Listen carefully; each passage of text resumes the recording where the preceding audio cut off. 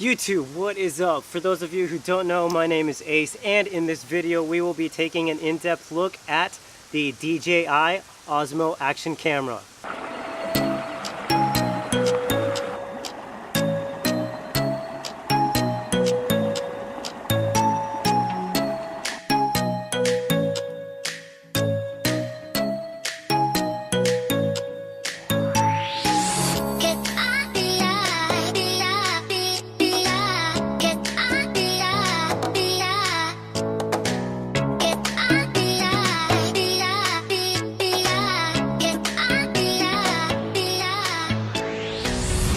Now the first few clips that I added in the beginning of this video, those were actually taken all handheld with Rocksteady on, which is DJI's new stabilizing feature built directly inside the camera. That was actually shot also with their color profile called D-Cine Look, which is exactly what it sounds like. It gives you a very flat profile, allows you a lot more room to edit later on in post. And as you guys saw, I did kind of switch between color grading and without color grading to give you a better understanding of how it looks with and without it.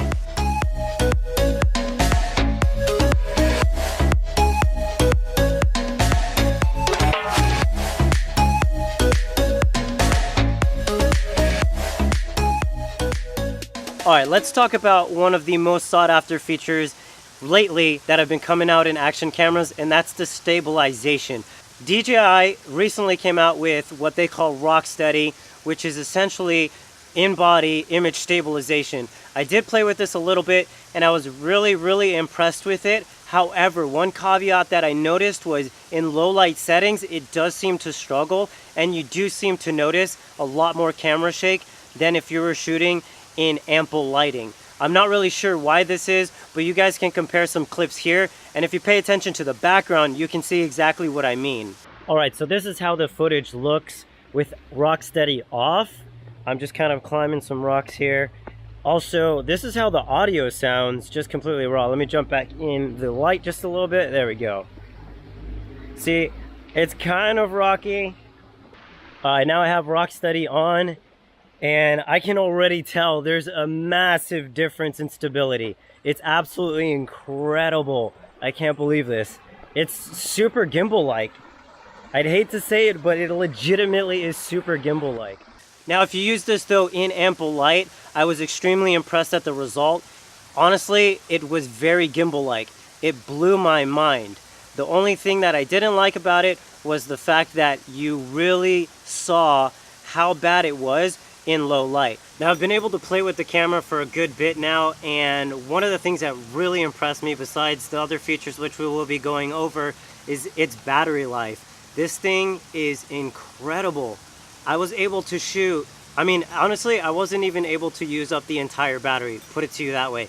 The only way that I saw it eating up the battery a ton, believe it or not, was just by using the time lapse. I shot with a lot of their slow-mo profiles. I shot just 4K, regular 1080, 2.7K, and literally every other feature that this camera comes with.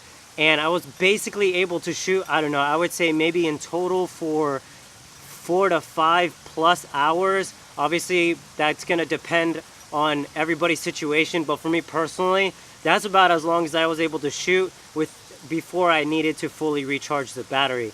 Now, speaking of time lapse, this gives you a lot of different options, which you'll see right here.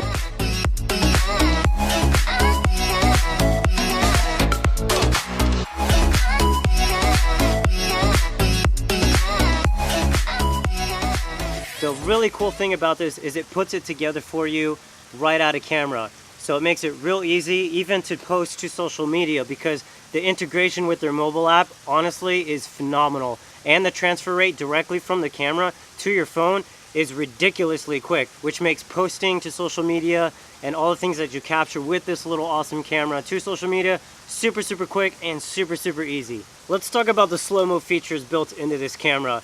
It's got quite a few of them. For instance, in 1080p, here are some clips that I shot. A lot of them alternated between what they call 8x slow-mo, 4x slow-mo, and then you have just your regular 1080 at 240 frames and then at 120 frames. Now, from what I understand, I wasn't able to confirm this or really be able to find any other research on this topic, was with the 8x slow-mo, that seems to be done at 240 frames a second. However, it's already converted and made into a slow-mo clip, versus when you're shooting, for example, just in the 240 frames, like for example in manual mode, as you can see right here, it's full speed, just actually taken at 240 frames. Now, one thing that I thought was really cool is if you're in the 8x or 4x or the 4x slow motion feature, it actually saves an audio clip of that clip itself separate from the video file. So you're actually able to go ahead and when you're editing those in post, you can use that audio clip however you'd like, slow it down, use it as just an ambient, I don't know, noise or whatever.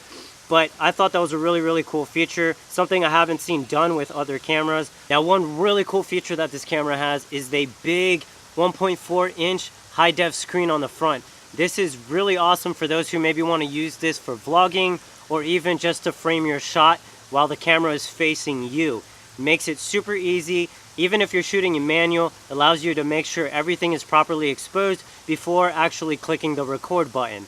Now, one of the really cool intuitive features that this camera comes with is the metering. As you can see here, you basically just can slide your finger around and select exactly where you want the camera to meter, and then you could double tap it to lock it. Now, for those that might not be interested in that fisheye look, DJI did come out with a feature on this camera called D-Warp.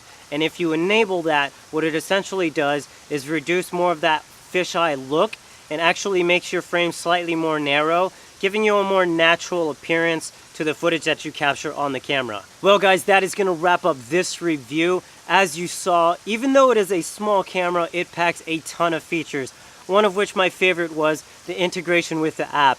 It just makes editing on the go and capturing really cool things really easy and allows you to post it to social media quickly. But all in all, one thing that I did forget to mention was a little kind of quirk that I didn't like, was you actually needed to register the camera with the app on your phone before you could actually start using it. I don't see a point to that. You should really be able to just take it out of the box, throw the battery and a memory card in and start recording. However, that was not the case. Well, I hope I was able to provide some insight for you on this little awesome camera. If you enjoyed the video, please give me a thumbs up. I would also love to hear your comments on what you think about this camera. Is it something you like? Is it something you think you'll be picking up? Let me know down in the comments below. As always, thanks for watching, and I will see you on the next video. Peace!